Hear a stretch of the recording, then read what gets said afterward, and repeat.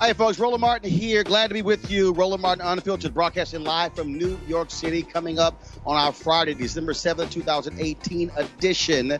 The self-professed neo-Nazi found guilty of first-degree murder in Charlottesville rally car ramming that killed one, wounded dozens. We'll talk about that. Also, Kevin Hart, he is out as host of the Oscars as a result of what has been described as homophobic tweets and jokes made several years ago. We'll talk about the question, did he handle the situation right? And is it fair to scrutinize somebody for comments that they made several years ago and that he said he has already apologized for? Cleo Monago will join us on the show. Republican assault on democracy goes on. Today we focus on Michigan, and we will hear from the head of the Detroit NAACP. You don't want to miss Reverend Dr. Wendell Gregory on the GOP's attempt to hobble the new Democratic governor and Attorney General plus Secretary of State in that state. They also, of course, want to roll back the issue of early voting. Folks, Donald Trump nominates a new United States Attorney General, but he is not new, previously serving under the same role under President Bush. How will he affect African Americans? And a student in Rhode Island starts a class action lawsuit to get civics classes back in the classroom. She wants to know how to vote, how to serve on a jury, and how to engage with politics. We'll talk to her and her lawyer. Also, we told you about Tyler Perry's layaway gift yesterday. Now we know how much he spent. Trust me, it's a big number. And the Grammy Awards were announced today. We've got the top nominees. And twice Oscar-nominated costume designer Ruth Carter talks about Black Panther. The other movies she's involved in, of course, Black Panther, nominated for Best Picture Golden Globe. It's time to bring the funk on Roland Martin Unfiltered. Let's go. He's got it. Whatever the miss, he's on it. Whatever it is, he's got the scoop, the fact, the find. And when it breaks, he's right on time and it's rolling. Best believe he's knowing. Putting it down from sports to news to politics. With entertainment just for kicks, he's rolling. It's on go, roll, y'all. It's Roland Martin, yeah. Rolling with Roland now. He's funk, he's fresh, he's real, the best, you know he's Roland Martin now.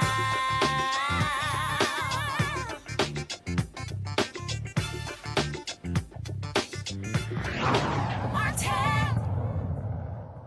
All right, folks, breaking news. James Alex Fields Jr. of Ohio was convicted of first-degree murder for killing a woman at the white supremacist Unite the Right rally in Charlottesville, Virginia, on August of 2017. You might recall 32-year-old Heather Heyer was killed and 35 others were injured, many seriously injured.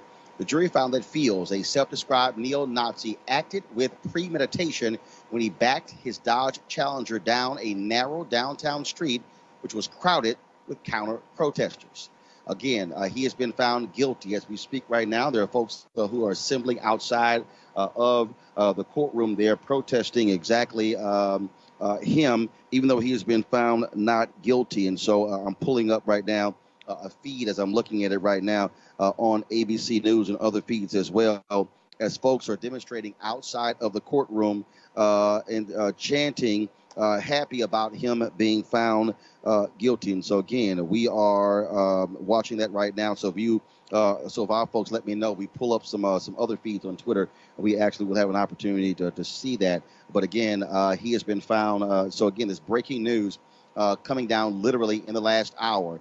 A jury has found that the white supremacist who killed Heather Heyer has been found guilty of killing her. She's 32 years old, and remember, he struck her and 32 others. And jury said that Fields, from Ohio, a self-described Nazi, he is found guilty. James Alex Fields. You also got to remember, of course, that it took the work of others to find many of these individuals because the cops there allowed them to disperse. So James Alex Fields Jr. of Ohio, convicted of first-degree murder for killing Heather Heyer in that attack that took place in Charlottesville, Virginia on last year. All right, now to our other top story. Folks, Kevin Hart, he is out as the host of the Oscars. It was just a couple of days ago that he announced that he was going to fulfill a lifelong dream, and that is host the Oscars. Well, what then happened on Wednesday night, then folks began to look at tweets that he sent out in 2009 and through 2011 with homophobic language. Folks also talked about, again, a joke that he made in his initial stand-up comedy where he talked about his son and if his son was gay and playing with dolls. And so as a result, that took place on Wednesday. Now, Kevin Hart is in Australia. I know for a fact that folks on his team reached out to him late Wednesday night to apprise them of what was going on in terms of what was happening on social media. The following morning, Thursday morning, that's when things really began to blow up. The story began to circulate all across the country, and that's when the Motion Picture Academy then reached out to Hart, asking him to apologize again, or if he didn't, to step down. This is how Kevin Hart responded on Instagram. From the Academy, and that call basically said, Kevin, apologize for your tweets of old, or we're going to have to move on and find another host. Talking about the tweets from 2009, 2010. I chose to pass. I passed on the apology. The reason why I passed is because I've addressed this several times. This is not the first time this has come up. I've addressed it. I've spoken on it. I've said where the rights and wrongs were. I've said who I am now versus who I was then. I've done it. I've done it. I'm not going to continue to go back and tap into the days of old when I moved on and I'm in a completely different space in my life. The same energy that went into finding those old tweets could be the same energy put into finding the response to the questions that have been asked years after years after years. We feed in the internet trolls and we reward them. I'm not going to do it, man. I'm going to be me. I'm going to stand my ground. Regardless, Academy, I'm thankful and appreciative of the opportunity. If it goes away, no harm, no foul. Now, first off, that was the second video Kevin Hart released. The first video he released as he was lying in bed, shirt was off, and he released a video. And then that was the second release. Well, that video was not received well. Later, he posted these two tweets on Twitter. Quote, I've made the choice to step down from hosting this year's Oscars. This is because I do not want to be a distraction on a night that should be celebrated by so many amazing, talented artists.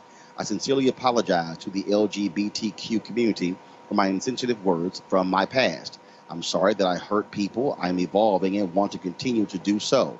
My goal is to bring people together, not tear us apart. Much love and appreciation to the Academy.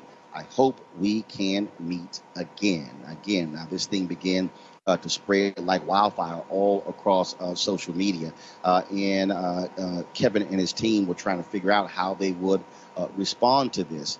Many people, of course, began to criticize him, attack him, for those tweets, as well as for the jokes he made in his stand-up about his son, if he caught his son playing with dolls. Also, there was an interview Kevin Hart did in 2015 on The Breakfast Club where he said that he would not take a movie role playing someone was gay because he was concerned about how folks would then think about that. And he said he couldn't focus on the role because he would be so concerned about what other people are thinking. In several other interviews, he talked about apologizing for what took place, saying, you know what, I was wrong with my insecurities in terms of that led me to do that. Others said, well, that wasn't an apology. They said he was trying to simply explain it away. Well, joining us right now, Dr. Cleo Monago, of course, who joins us right now, behavioral expert, also Lauren Victoria Burke, writer with the National Newspaper Publishers Association, and joining us, Malik Abdul, Republican communications consultant. Cleo, I want to start with you. You, of course, lead Black Men's Exchange, a group that speaks, of course, to brothers who are same gender loving. And here's a piece. I sent you a text. I believe it was that same night on Wednesday, and asking you had you heard about this here. And obviously this thing really began to blow up Thursday. Kevin Hart steps down. Earlier today, I saw a story where the president of GLAAD came out and said that they didn't want Kevin to step down, that this could have been used as a teaching moment. There were others who would say that there could be potentially roles of individuals who are nominated playing gay characters, and that it would be wrong for Kevin Hart to be the host. Your initial thoughts on all of this? Well, for one of the rare moments, I agree with the guy at GLAAD that as opposed to dismissing Kevin and throwing... Actually, it was a woman. I think okay. The new CEO is a woman. Go ahead. I'm sorry. Well, thank you. I didn't know that. But anyway, my point is that I agree that in this society, particularly in the Black community, which is whose Kevin's comments are reminiscent of, elements of the Black community who have, in my opinion, man issues, concerns about being seen as gay or not seen as a man, and has to do what Kevin believes he has to do, is constantly talk about fags, if you will, and constantly talking about homosexuality. He's obsessed with the issue, apparently, because he's talking about it over and over again, and there's reasons for that. People want to be seen as a man and want to make public notice that I'm not like that, so I can be seen as a man. But anyway, getting back to the issue that you mentioned, I believe that we always, when we dismiss people, we dismiss an opportunity to create a teaching moment.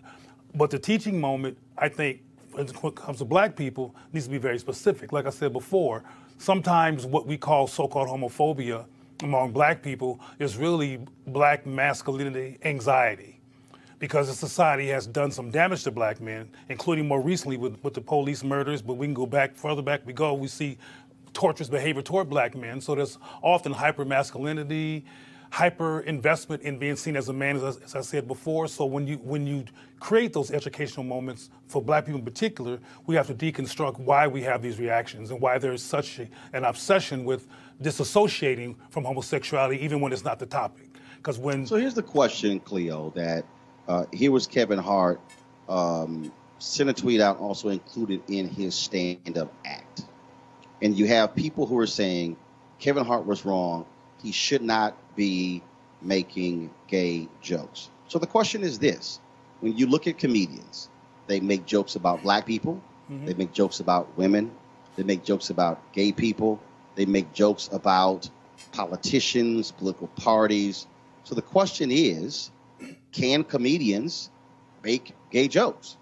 Or are we now saying comedians, where typically, again, where it was always on the comedy stage, anything goes, that, oh no, you should not say anything about anybody that might be deemed offensive. Your thoughts? Well, Black men can't. I mean, you might remember Tracy Morgan back in the day. Well, no, I'm not asking can't. I'm asking you. I know what you're saying when they say they can't, but I'm saying should we have restraints on comedians on who they can make fun of? And what I'm saying, if I understand your question, is that you're using the term we and you're universalizing the question of what comedians can do. And I'm saying that Black men are treated special. Is my point. That black men are seen in a society as particularly menacing, particularly macho, particularly hypermasculine, and there's a lot of defensiveness in terms of what Black men do And when a black male comedian says something about homosexuality, like Tracy Morgan did, and more recently Kevin Hart, a bigger issue is made about it. Because what's interesting about Kevin Hart is that he's made films. He's a successful film star who made these comments and has made several films since then, but no one brought it to anyone's attention to actually not let him do films. But now this is the Oscars. In fact, Leo, Kevin Hart said, wait a minute, I addressed this years ago. I'd already addressed this. I already talked about it. And he echoed exactly what you said. He was sort of like, why is this, coming up now? Other people have been saying the exact same thing. And again, the same thing happened, I believe, with Nate Parker, where Nate said, wait a minute, I've made all these movies. And so you're telling me, he says, why is it all of a sudden coming up now? Obviously, the Oscars is totally different. There's this huge international stage, and all of a sudden, it's a brighter spotlight. Well, that you mentioned Nate Parker is relevant to this issue with Kevin Hart, because initially, both of them were defensive. Initially, both of them were like, look, I already said something. I've already made amends. And the gay community, which is a white-ran community and takes advantage of its opportunity to attack black men, don't play that. They want you to grovel immediately. And to immediately apologize, no matter how many times you've done it before, this is the Oscars, you got to apologize again. And apparently Kevin didn't understand that, just like Nate didn't back in the day. And he apologized later and talked about that he's hurt people and he's apologized, et cetera. But that was not his initial response. So, Victoria Burke. Yeah, I mean, I think that what Cleo says is absolutely right. I mean, African Americans are not given the same level of latitude in these situations as everybody else. So it's a combination of course, the big stage of the Oscars, which is a bigger stage than most, and it's the fact that he's an African American, and it's the fact that it's a constituency that he's criticized that has a great deal of political power. Also the fact, too, that his apologies in the past have not been as fully throated as some that we've seen from other people in other instances. So, yes, he's right. He's correct when he says he did apologize before, but you really have to get out there and understand what the political atmosphere is that you're living in and what the group that is involved in politically is to do this effectively. So even though he's accurate that he has addressed this before, you have to be very emphatic in addressing it when you're dealing with a group that has this level of political power, which they do. So dealing with that reality, it is painful to see it in terms of, yes, we're fans of Kevin Hart, we want to see him do well, we want to see him do the Oscars. It was a dream of his. But at the same time, until he gets out there in a really, really emphatic way and does it, not necessarily to the exact liking of the people who have been critical of them, because frankly, I think there are people out there who will never let it go, no matter what, in every constituency.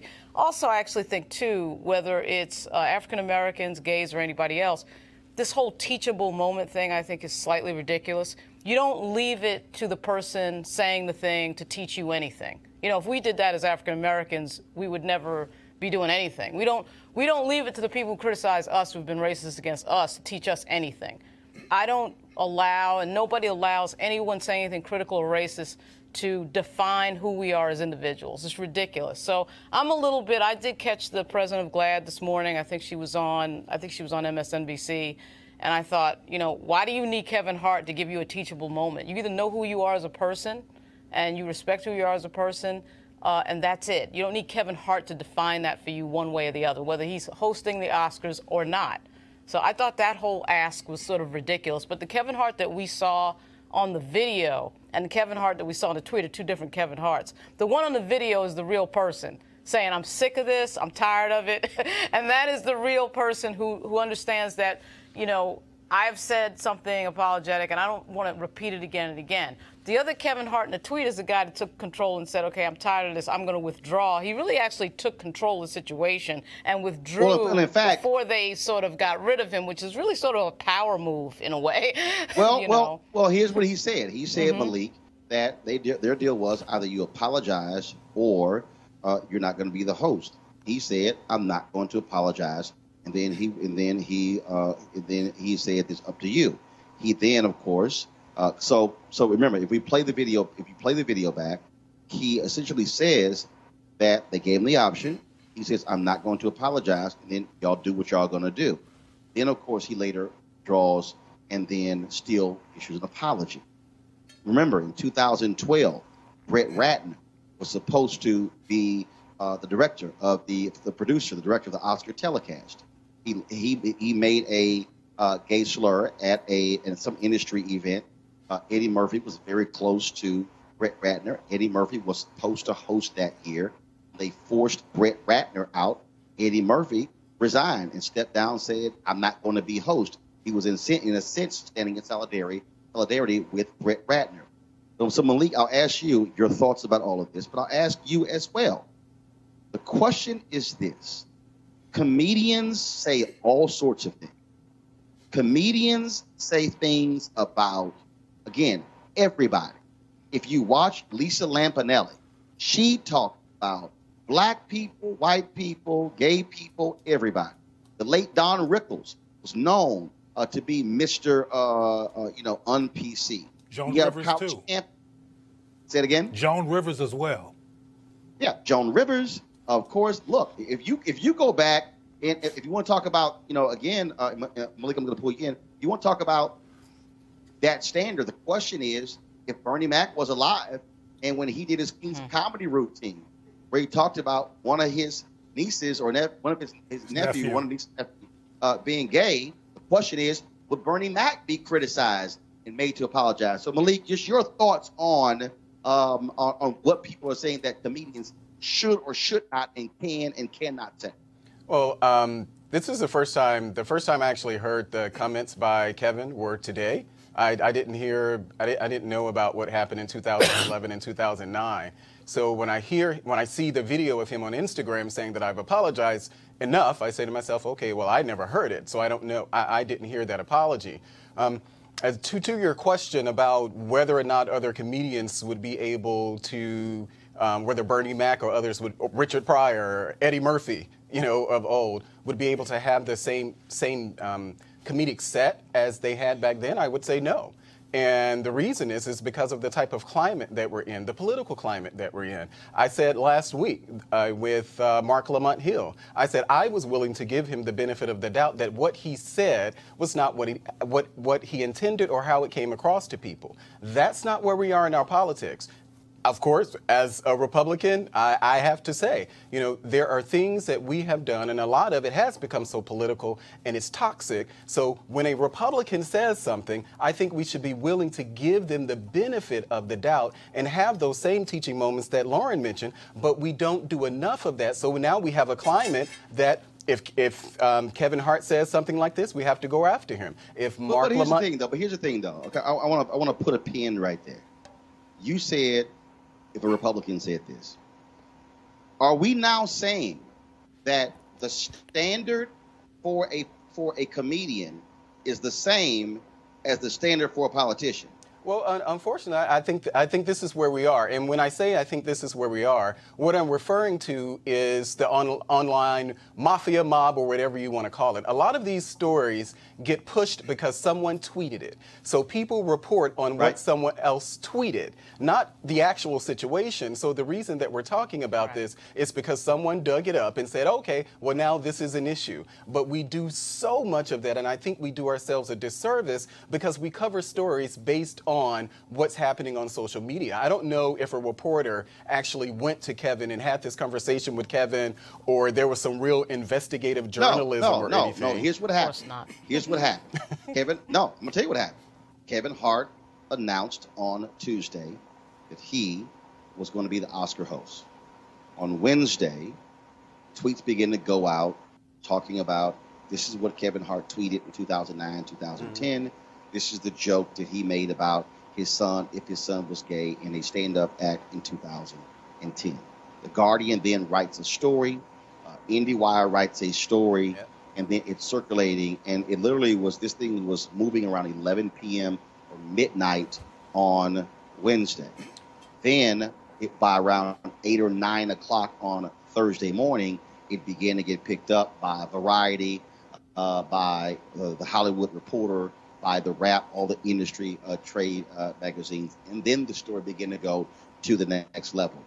So that was a timeline. But I do want to ask the three of you, and the reason I'm asking you this is because I remember when Tracy Morgan made his joke during his routine, and I wrote a column on CNN.com talking about comedians and what they say and the leeway that we give comedians on stage. And I talked about, people were saying that Tracy Morgan shouldn't be joking about if killing a gay son. And then I talked about, so I wrote this column saying, what about all these other comedians who joked about killing kids? And folks said, no, it's totally different. And folks began to attack me saying, how dare you write that, when what I was asking is, okay, the comedy stage used to be that place where anything goes. Nothing was off limits. So the question is, have we come to the point where the comedic stage, we're saying now that, oh, there are limits, and what do y'all think about that when it comes to the freedom of what comedians have always said and done? And are we also now going to judge comedians based upon a comedy routine from 6, 7, 8, 10, 12, 15 years ago? Well, Roland, anybody can jump. We used to have Al Jolson and the minstrel show in the United States, right? That was perfectly acceptable. And so we have to understand as African Americans the obvious. We are in a different cultural space because of 400 years of history. I mean, we are not judged the same. And that's why, and Cleo, you can come in, right? I know you're going to say something on top of this that's going to layer this out correctly. That is why Kevin Hart can't just get away with this. Same reason why Mark Lamont Hill can't say what he. I mean, we are in a different cultural space. We are an ethnic minority, and so when we say stuff, we're judged by the majority. So, you know, it's as obvious as that. Of course, there have been things that have happened on the comedic stage, a lot of them directed against African Americans that everybody thought was hilarious, particularly in the early part of the 1900s. Yep. And no one said that, you know, for Hollywood to be doing this is particularly, you know, it's particularly laughable. Okay, when we look at the films that came out between, you know, the dawn of film and about, what, 1960s and 70s with the blaxploitation era, everybody thought that was great. Yeah. So, you know, I take all of that. I'm not saying it's okay to say negative, bigoted things against any group. I don't care who it is. But we are judged differently. Sorry, Cleo, I went a little long there. Okay, Cleo, then Malik, then I'm going to the next story.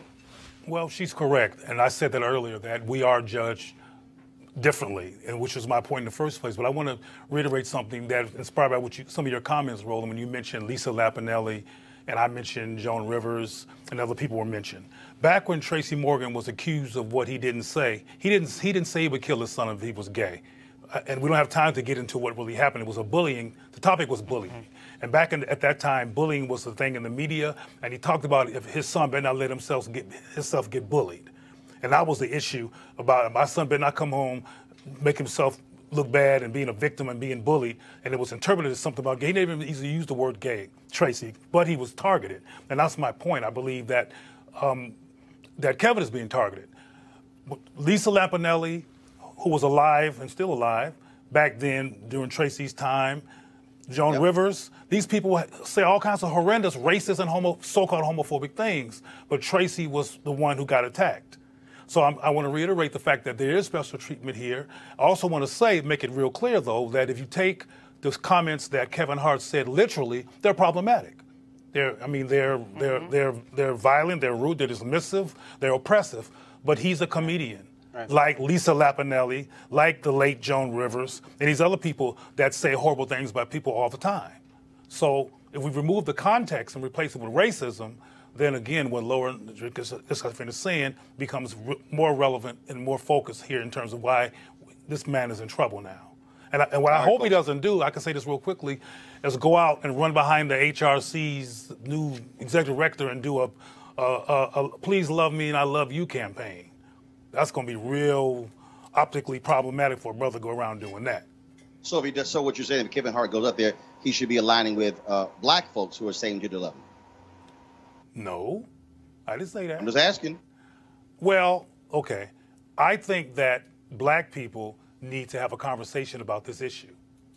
Black folks has never had a rational conversation about sexual diversity and sexuality and same-gender loving people as a focus with an intention to actually engage it and learn some things about it.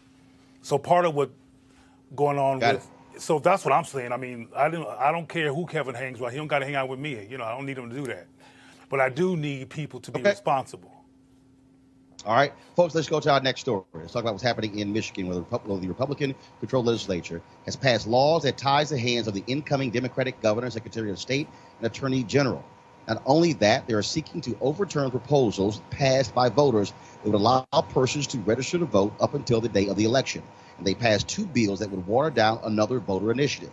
This one would hike the minimum wage and require employers to provide sick pay. Let me get this straight. So the voters elected Democrats statewide, now Republicans, they want to change it all. Joining us right now is Wendell Anthony. He is the head of the Detroit NAACP. Reverend Anthony, how you doing?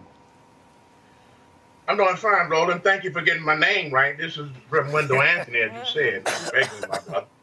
Of course I got your name right, okay? Because you the one sent me a text with your statement earlier about what's happening. So don't let me start talking about you wearing your gator. See, why you gonna go ahead and go there?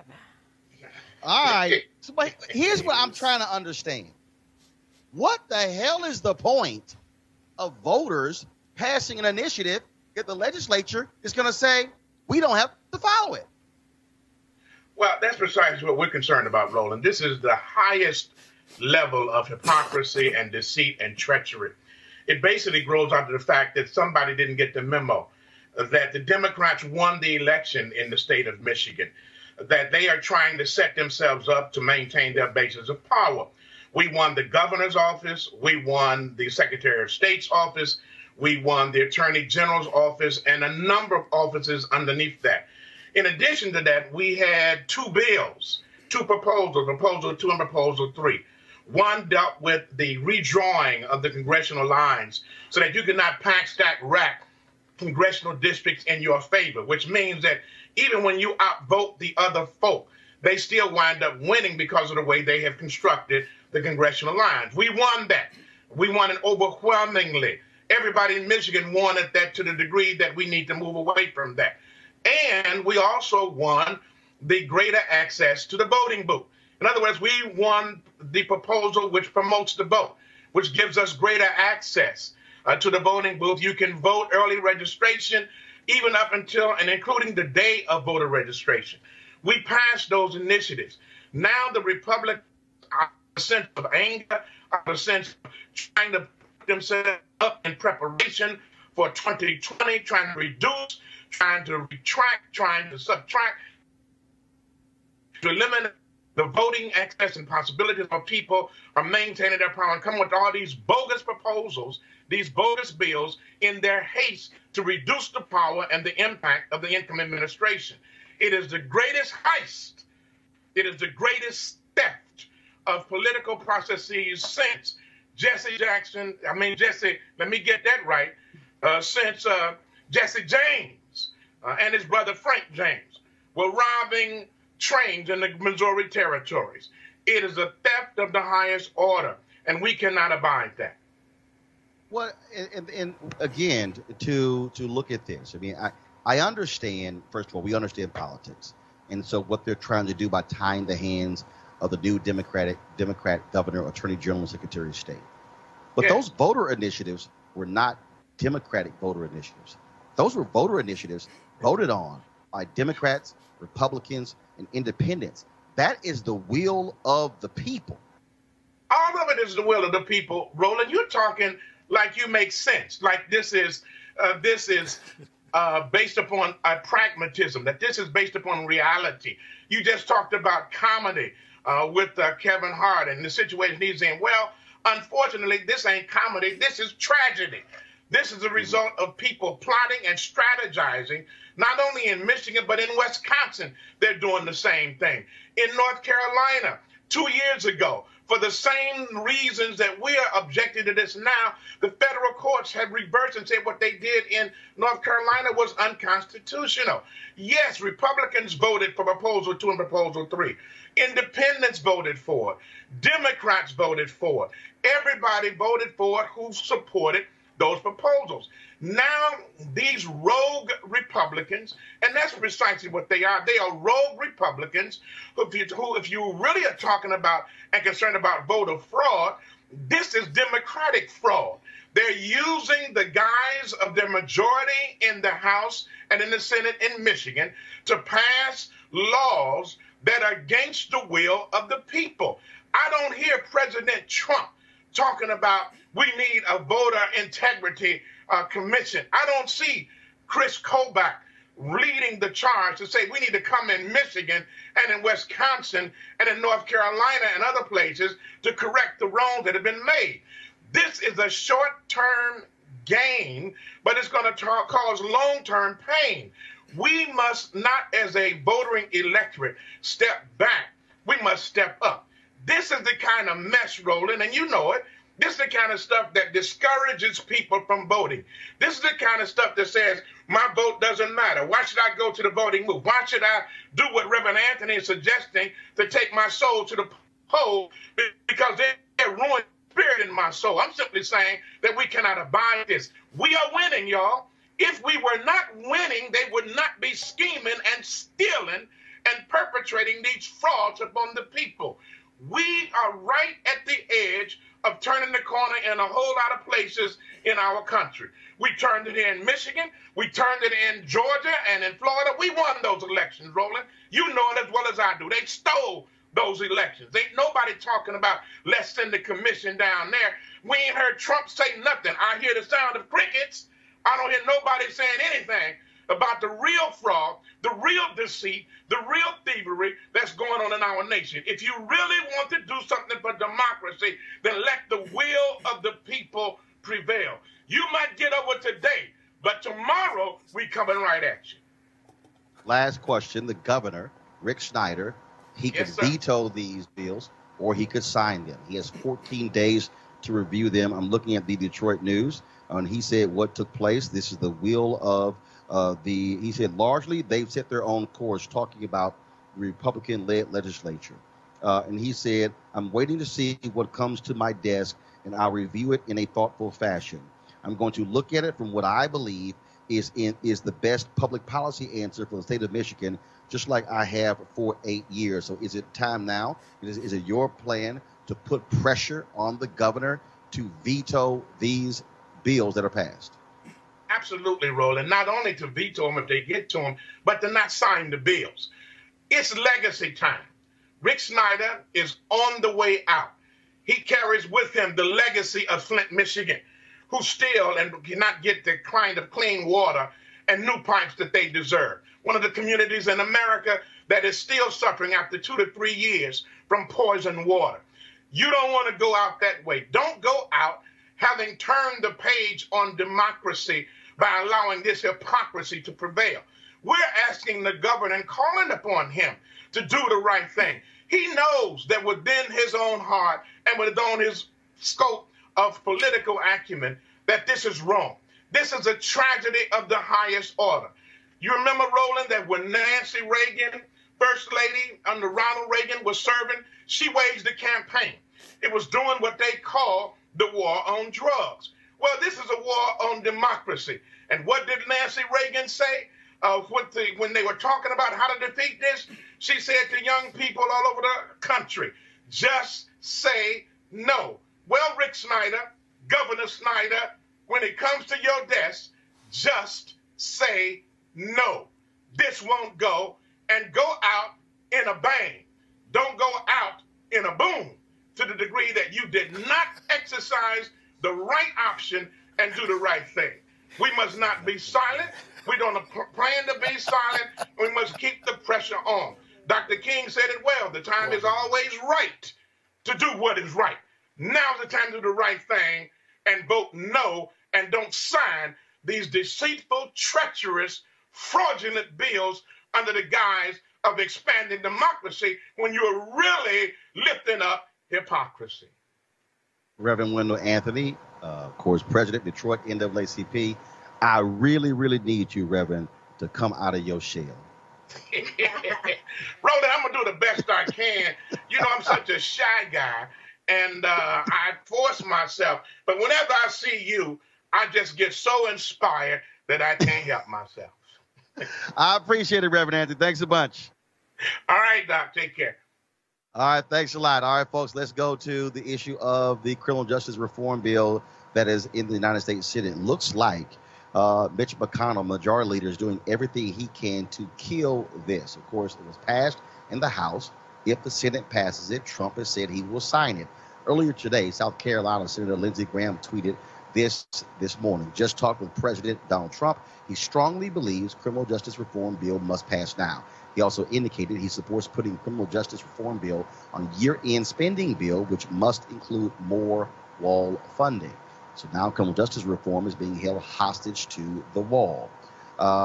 Here's the thing, though, folks, that we have to actually deal with when you talk about this particular bill that we have to address, and that is the votes are there. You have Senator Tom Cotton, who has replaced Jeff Sessions as the biggest person who wants more people to be in prison. You have Republicans who want to pass this. Senator Mike Lee has gotten into Twitter fights with Senator Tom Cotton on this very issue. Then you have this Sheriff's Association that Tom Cotton has gotten them to oppose the bill, but you've got other police organizations that support the First Step Act. Lauren, I want to go to you. Here's what you have here. I think you have Senator Mitch McConnell, who does not like this bill, who wants to kill this bill. And what Mitch McConnell is doing, he could easily call, he says there's no time on our calendar. How long does it take to actually call a bill up? He, I think, is desperately trying to run the clock out so it doesn't get voted on, knowing full well when the Democrats come back controlling the House, they're going to pass a completely different bill. Yeah, the thing that's so odd to figure out about some Republicans, because it's not the majority in this case, not even close, is, you know, you have to ask, why is Mitch McConnell here? You know, why is he in public life? I mean, I can't figure that out because there is no there. He doesn't stand for anything except sort of cutting taxes for rich people, and then that's about it. And I guess following what Donald Trump does. But unfortunately, and I think, you know, Paul Ryan was right about this a few years ago when he said it. I mean, the Republican Party at some point does have to be the party of ideas and doing something, and not just criticizing Barack Obama and coming up with, you know, negative things to say about Hillary Clinton. And unfortunately, their leadership has sort of lost that. And I think certainly in the case of Mitch McConnell, that's happened. But if you notice, and this is what's so odd about this particular situation, the president, Chuck Grassley, Mike Lee, a lot of other Republicans, I would say the majority of Republicans in the Senate, want to vote for something. They want at least for there to be a vote, you know. And now, you know, in a complete perversion of our democracy, it's like it's so difficult now to get a vote to the floor on anything. And unfortunately, this problem has been bipartisan. We did see this with Harry Reid, same thing. Everybody's afraid to take a vote because everybody's afraid it's going to come up. And this is connected to the power of our technology and communications completely changing the last 20 years. Everybody is afraid to take a vote, be on the record for something, and then have it come up in an election. So everything is just driving that. And I guess that's what McConnell's doing. He never articulates exactly what he's doing, so I'm guessing here. But this is a strange situation because you do have a Republican president, a Republican Senate, Republican House. The bill is passed the House bipartisan fashion, and you still can't get a vote in the majority Republican Senate. I mean, like, how does that make sense? On justice reform that was crafted primarily by Republicans. Yeah. Malik, when Mitch McConnell got Donald Trump to push this bill to after the election, I said that was the death knell. Supporters of this bill called me, no Roland, no trust me, Trump supports this.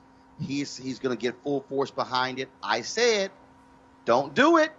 If you do play that game with Mitch McConnell, you are going to get screwed. And that's exactly what has happened. The election was November 6th. Yeah. Today is what? December 7th? Yeah. Yeah. You know, this is another one of those issues where Republicans make it hard for him. You know, I agree with Lauren. This is, you know, not all Republicans take the same position as McConnell here. I don't know what happened with the bill after it passed the House, because if we remember, there were only 2 Republicans who voted against it out of the House. So I don't know what happened between the House's version and the Senate versions, but I'm certain. No, here's what happened. What happened was very simple. Tom Cotton felt and there were too many loopholes. They made up some BS. They got this one sheriff's organization to oppose it, and they're saying CC, but here you got one sheriff's organization opposing it, but you've got numerous law enforcement groups supporting it. Yeah, and that's the thing. You know, is Tom Cotton, and it happens in our politics, unfortunately, a lot. You know, there were a lot of things I believe Senator Cotton miscommunicated or misunderstood about the actual bill. A lot of things that he said, you know, would not happen. And so what that has done is created an environment in the Republican Party that, oh, well, it must be something there. If Tom Cotton said it, it must be something there. But I'm just going to speak as a black Republican sitting here on the show. These are instances where you guys make it hard for us to go out and push Republican policies, bring more people into the party. You're going to have a win on something. And if the president, if the president is behind this, you know, I just don't, to me, there is no excuse for what's happening now. Cleo, you probably have 40 plus Democrats who would vote for this. You've got, no doubt in my mind, at least 30 Republicans who will vote for this. The votes are there. I don't know what the hell Mitch McConnell is sort of like he wants there to be a majority of the votes on the Republican side. The votes are there. He wants to hold this up and then probably, well, there you go, let's blame the Democrats.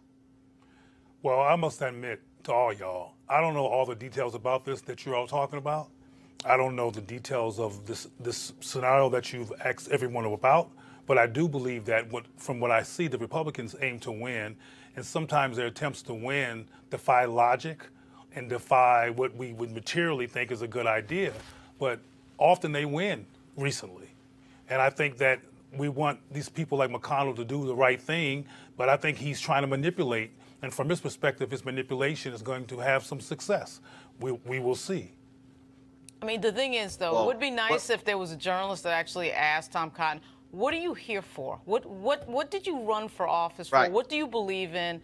What policies do you actually want to push? Because it would seem to me he believes in absolutely nothing and in doing nothing, and so just sort of being a dead ender. And frankly, I don't think this moment right here, I don't think is about Republicanism or being a Democrat. It's this one individual member who's a pain in the ass. That's what it is.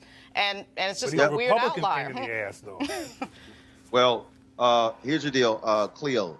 The next time I send you some damn stories to read, you read it before you come on the show, so you can get caught the hell up what we talking about. Well, he's not the only one. I'm not gonna debate this on the air, but I'm a special guest today, and I came here to be special. So that's all I'll say. You special, all right, Super Black. You real special. So, folks, we'll keep you abreast of exactly what happens with this and whether or not Republicans are going to have the guts to actually get it passed. If they don't vote on this bill, this just proves Mitch McConnell is a joke, is a failure, and black Republicans should be blasting him at every turn if he simply doesn't do this. All right, folks, it's time to hear a word from one of the folks who are supportive of Roland Martin Unfiltered. With the holidays just around the corner, now is the time to order holiday cards for family and friends. This year, you can create custom holiday photo cards quickly, easily, and affordably at simplytoimpress.com. That's simplytoimpress.com. It is your holiday photo card headquarters with thousands of unique Christmas cards and other designs to choose from. And look, it's very simple. All you got to do is upload your family photos and get them on Facebook or Instagram, personalize the text, and you're done. It's that simple. Simplytoimpress.com prints your cards professionally on your choice of premium card stock in just a few days and rushes them straight to your door. The New York Times Wirecutter named Simply to Impress their favorite custom photo card service. Simply to Impress even offers foil cards and hundreds of great holiday designs for your business as well. Place your order today and to save 30% and get free shipping, just enter the promo code DEAL, that's DEAL, at the checkout. Save big on holiday photo cards today using promo code DEAL at simplytoimpress.com. That's simplytoimpress.com. And one of the reasons we want you to support them is because they are a supporter of Roland Martin Unfiltered. And so when you support them, they continue to support us. All right, folks, if you're of a certain age, you remember civics class. Apparently, Rhode Island doesn't do that anymore. And one young lady thinks that's wrong. She wants to be prepared to vote, to serve on juries, and involve herself in civic affairs. She got a lawyer, and they filed a class action lawsuit against the state of Rhode Island. The suit claims their constitutional right to complete education is being violated. Joining me now is one of the plaintiffs, Alita Cook, as well as her attorney, Michael Rebell. Alita and Michael, how you doing? Hi, I'm good. So, Nice to meet Alita, when did this start? When did you say, this is crazy? I don't know what the hell they teaching us. I want to do something. My video's on. Okay, can you hear me? Yeah. Okay, Alita, can you hear me? Yes, I can. All right. So when did you when was it where you said this makes no sense to me? I don't know anything about civics in America. I guess it all started when my friend introduced me up to the case, and I thought about it. And I was like, man, I really didn't really know civics. So I talked with the lawyers that were on the case, and we talked it over. And I thought about it a little bit more, and I was like, I really have to get on this case. Now, Alita, when did you finish school? I'm currently a senior at Providence Career Technical Academy, actually. Okay, so that's a high school? Yes, it's a high school. And so you're at that high school, and as you think back, when you were in elementary school, middle school, and your other years of high school, what were you taught? Was there anything about government and politics? Well, when I took a history class in sophomore year, we learned about current events and, the election and what's going on in other parts of the world. Not really too much on how government works and, on how to pay taxes and economy stuff. So I guess I got a little bit of about the war and stuff like that, but not really about how government runs, different forms of government and stuff like that. But yeah. Mike, I want to go to you with this lawsuit, filing a class action lawsuit. How many folks have you heard from who want to be involved in this? Well, we've had meetings all over the state of Rhode Island, and I'd say we've heard from hundreds of people who are really concerned about this. And part of the history and part of the reason we went to Rhode Island is they've tried twice to bring cases in the state Supreme Court complaining about the education system there, huge inequities, especially in schools with high minority and ELL populations. And the legislature's been totally unresponsive. The state Supreme Court was unresponsive. So that's why we started thinking about a federal case. And I've also been looking at this issue from a national perspective. And Rhode Island seemed a good place to bring a test. And then when we went there, people like Alita and many of her colleagues were very receptive. They were saying that, she just put it, they take American history. There's no required civics course in Rhode Island, by the way. And they learn about the wars. And one of the other students says, I know what manifest destiny is from the 19th century. It's got no relationship to my life. They didn't tell me anything about local government, that we could make a difference. We could vote on things that would really matter. We almost gave them a civics lesson in talking about this case. So I think some of these students like Alita have really gotten into it. And she's also quite articulate in saying that she's about to graduate, but she's really doing this for her younger brothers and sisters. And I just think that's great. Michael, have you seen a similar suit like this anywhere in the country, and has it been successful? Well, as a matter of fact, you were just talking to folks in Detroit. One of my colleagues, who also is very much involved in education reform, which I've been my whole career, he brought a case in Detroit where the situation, I hate to say this because things are pretty bad in Rhode Island, but it seems to be even worse in Detroit. They've got powerful evidence that the Detroit public schools are basically dysfunctional, that most kids graduate there functionally illiterate. So they brought a federal case, and both of us are relying on Supreme Court precedent from 1973 that said there may be a constitutional right to an adequate education, the kind of education you need to exercise your fundamental rights as a citizen. So that's what we're doing. The Supreme Court left that open. They said there may be a right like that. They didn't deal with it in that 73 case. And they said, we may look at this in the future. So given everything that's happening in our country, I think the time is now to say that we can't depend on our politicians. We can't depend on Mitch McConnell and his ilk, the kinds of things you were talking about a few weeks ago. We got to look to our future generation. We got to look to the young people. And if they're going to get involved and take over things, we have some hope for the future. You know, but what they've got to learn is how to have conversations, rational conversations, respectfully with people with different views. They've got to learn how to get accurate information from the internet. They've got to learn how to use social media in a positive way to have the kinds of discussions you're having tonight and not rant and rave. But those kinds of things are not what they emphasize in the schools. Right. So we're looking for a robust definition of the skills you need for citizenship. You need deep knowledge of history and economics. You need critical analytic ability. You need experiences like school government, like visiting local city councils, like getting involved in extracurricular activities where you interact with people from diverse backgrounds. You need to learn democratic values, rule of law and all. So that's Lita, what we're looking for the courts to say is every kid's right to really learn this stuff. The Detroit case, they're emphasizing the importance of literacy, and certainly you can't stress that enough. But I take a little issue there because we get one shot possibly at the U.S. Supreme Court. Right. And if they're going to decide that education for citizenship means sixth grade literacy, well, it's better than nothing. And it may help a lot of kids in Detroit, unfortunately, if they're not even getting that. But on the national scale, you know, we want education to be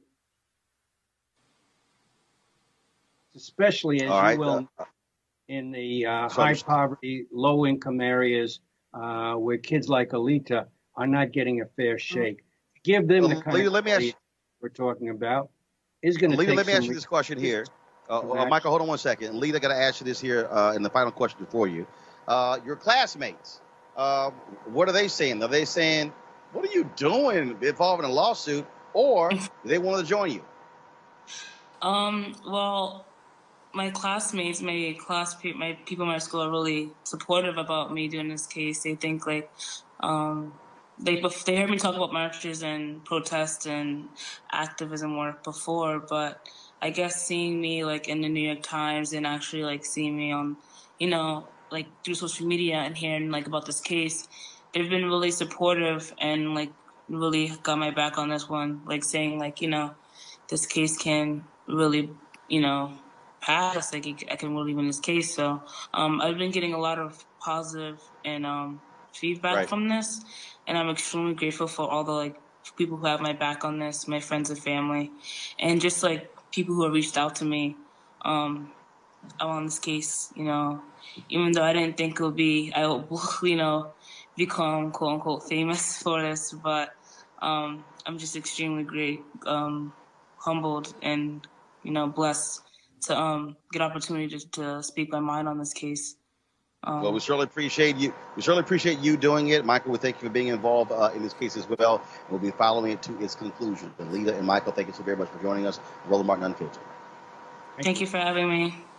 All right, folks. Yesterday we told you about Tyler Perry's gift to folks in Atlanta with merchandise on layaway. Today we found out the size of the gift.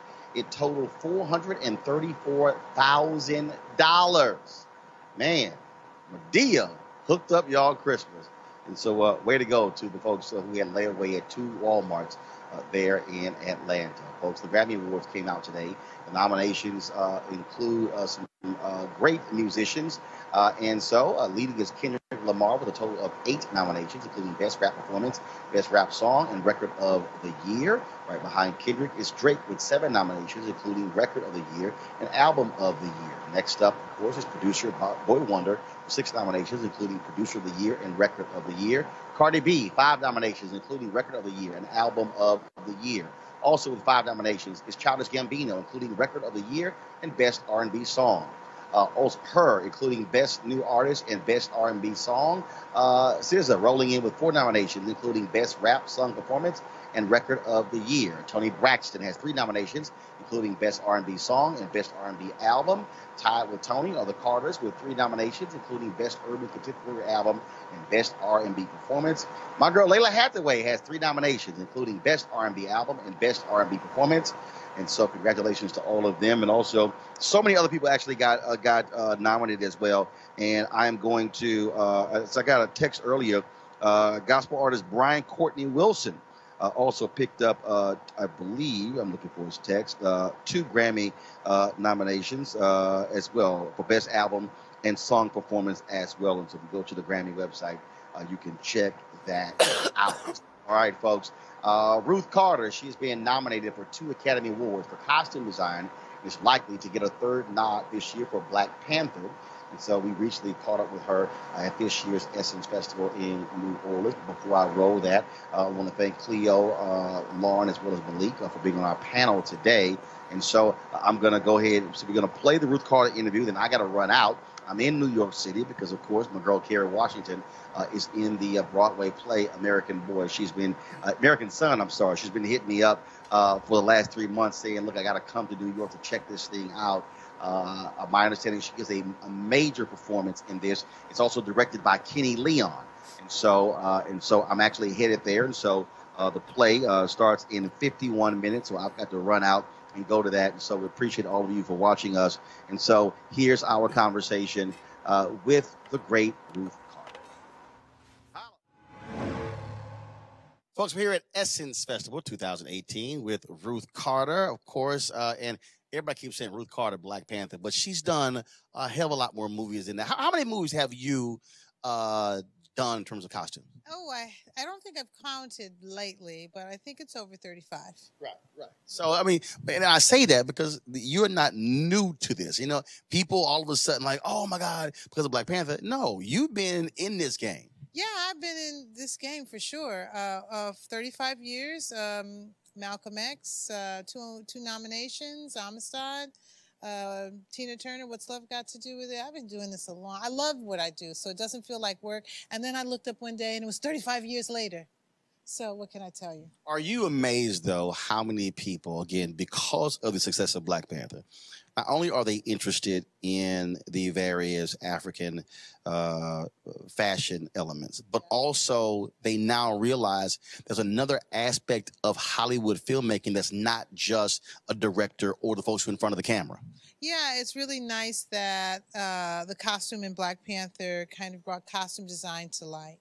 And I have been designing for superheroes for a long time. Malcolm X was a superhero. Tina Turner was a superhero. But the global impact that the Black Panther did, you know, it made $1.4 billion. And it touched a lot of people. So, you know, to have done like the life's work and really giving the Black Panther your all really is heartfelt to see all the people that have embraced it. You and I, we've talked several times about the movie itself. And then you've had so many other interviews. Have you considered, or if you've already done it, really putting something together? I mean, the amount of research that you had to go through it, where people really need to understand all of that, and then where certain things came from, and it wasn't just from this particular African nation. Anything along those lines that's sort of a guide, a how-to, or just because it's an interesting backstory. How certain pieces got on screen. Yeah, well, I do have an exhibition of my work that I have mounted, and it's going to launch in Pittsburgh in August. And what that is, it's actually a walk through history. It's a walk through film history. It's a walk through my design process. And actually, you know, the Black Panther kind of seals the circle. You know, we start with roots and Amistad, and we have the American experience. But actually, the Black Panther gives us like a backstory that goes beyond slavery. So it's a really exciting exhibition that I'm putting together, and I think that's the start of what you're talking about. You know, what is it that you do, and how do I do it? I know those questions are out there, so I'm just going to step my way through it. I'm still a costume designer, so that's like a whole nother, you know, ball of wax there. Yeah, but the reality is, even though costume design, you also have to be a major historian and researcher to do what you do as well. Yeah, I love the research. I love looking at the work of James Vanderzee, Gordon Parks. I have an extensive library at home. Now with the internet, I do a lot of research online. It's just kind of like another part of the passion. You have to have a passion for people and understand the psychology of what they wore in order to actually dress a character. We're character builders. We're storytellers as opposed to fashion designers. And just so y'all know, trust me, I went to communications high school where we were taught, matter of fact, anytime we watched a movie, we had to watch the movie to the end of the credits. Oh. Our instructor said, no, you need to know who also made the film. And so, and I was in high school. So even what happens now, I might see a film and I might go, oh, Terry Shropshire was the editor. Oh, Ruth was doing our costume design because we've had to do it. And so it forces you to realize that there's more to it than just, again, the typical folks we know about. And listen, I sat in the movie theater before I became a costume designer. When I heard about this profession and I read the credits, there were so many people in the credits. I said to myself, there is a place for me in the entertainment industry. True story. So I got to say this as well. So when you talk about now because of the success of this movie, so this actually happened. So I'm watching the movie and I see this outfit. It probably was on the screen for like 10 seconds. And I was like, Ruth, I need to see that actual outfit. All I said was just the back. It was just the back, and it was on for that long. Yeah. But I said, okay, that's fire. Yeah, and then I sent you a text of a picture of it, yep. And you were like, that's the one. So, yeah, that was the special time when T'Challa was taking the throne. And, kente is worn primarily for special occasions. So we lined his full-length vest with kente. Oh, it's gorgeous. And of course, the brother who actually designed it, you sent me his information, and so we're chatting. So y'all gonna see that. Yes. You're gonna see me wearing it. Yes, he made it. I designed it. See, there we go. Cool. All right, that's fine. I give credit. Yeah, no, Carl in Atlanta. Yeah, he's your go-to guy. All right, then. It was always good to see you. And what's the next movie? What are you working on? I'm doing Dolomite, the Rudy Ray Moore story with Eddie Murphy, 1970s. Lots of polyester. Yes, it's wonderful. It looks so good. All right, Ruth, always good to see you. Thank you. I appreciate it. Thanks so much.